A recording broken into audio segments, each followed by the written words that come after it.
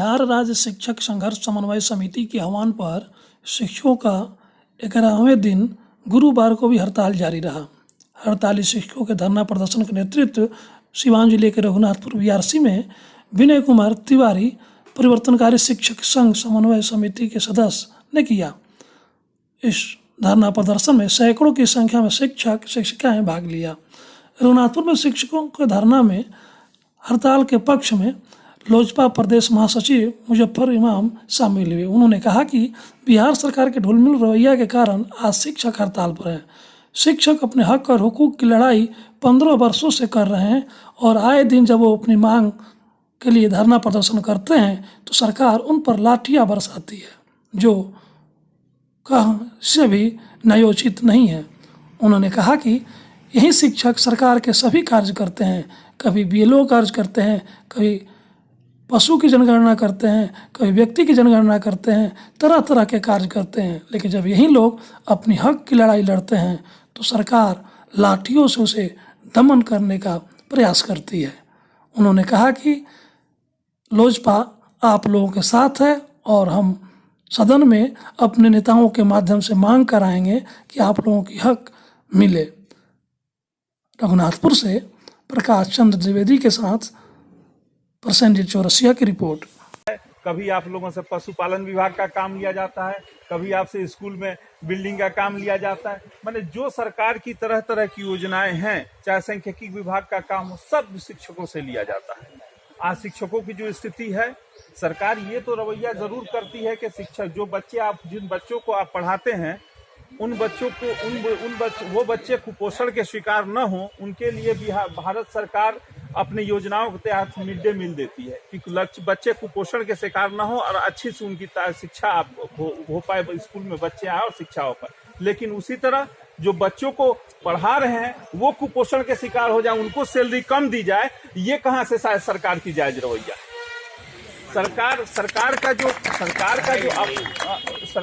सरकार का जो आपसी मंशा है, सरकार का जो विचार है आप लोगों के साथ, और सरकार की जो रवैया है, ये कह सरकार इससे पहले 2017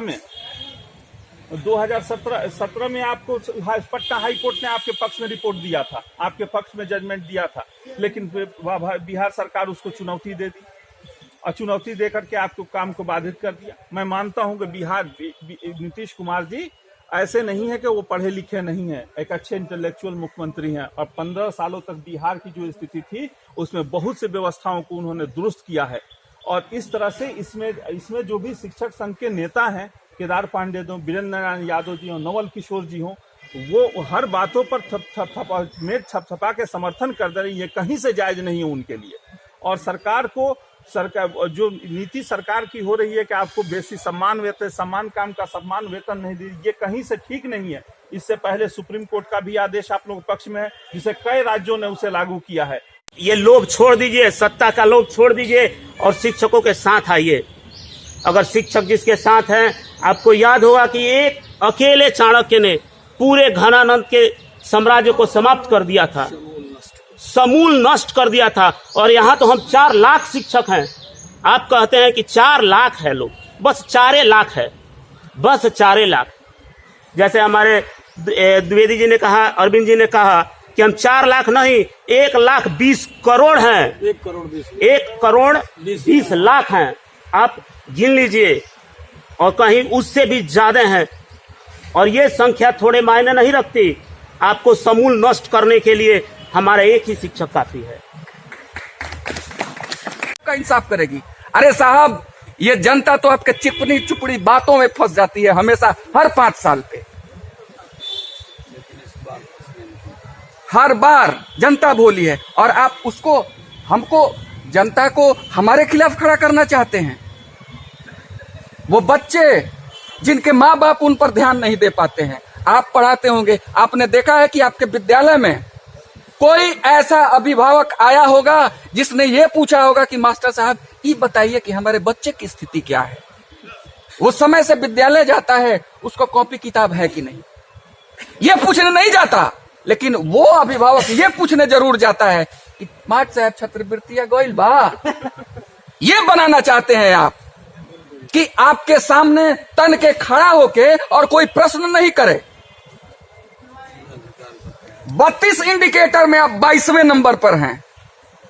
साहब, आप जिन पैसों से ये लॉलीपॉप बांटते हैं, ये आपके कमाए हुए पैसे नहीं हैं। हर राज्य को उसके जनसंख्या, उसके डेमोग्राफी के अनुपात में पैसा आता है, केंद्र सरकार से, विश्व बैंक से, यूनिसेफ से, यूनेस्को से।